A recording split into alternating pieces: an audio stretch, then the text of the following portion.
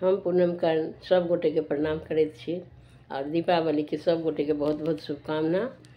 आइ हम एक लक्ष्मी पूजा गीत सुनाबै छी, ओकर रचना हम अपने केने छी। ई गीत के अर्थ छै जे रामचंद्र जी अमावस्या के दिन घर लौट के आयल रहथिन, तो हुनकर पूजन भेलनि, हुनके साथ लक्ष्मी गणेश जी के पूजा कयल जाइ छै। ओही उपलक्ष्य में हम ई गीत सुनाबै छी। अगर अहाँ सबके नीक लागत तो लाइक कमेंट्स जरूर करी। राम अयला अपनी भवन माँ, पूजबन चरण माना।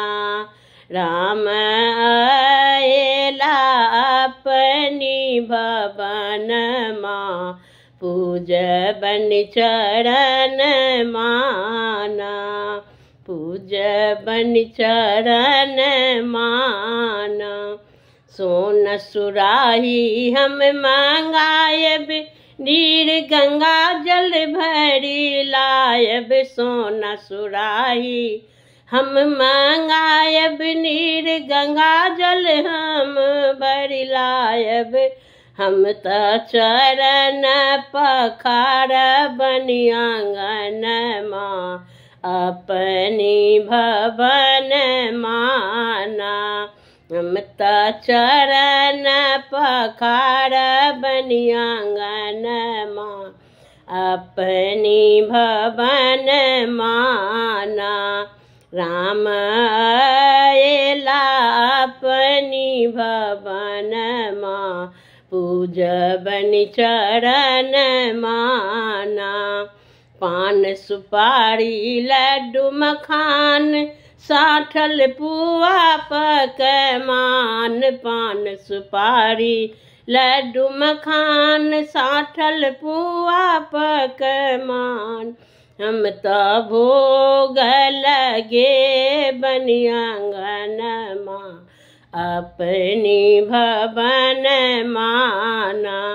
हम त भोग लगे बनी आंगन माँ, अपनी भवन माना। राम अयला अपनी भवन माँ, पूजबन चरण माना।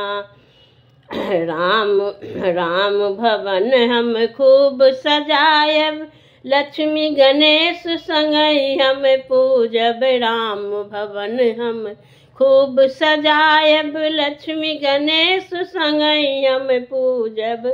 हम त आरती उतार बनी आंगन माँ, पूजबन चरण माना।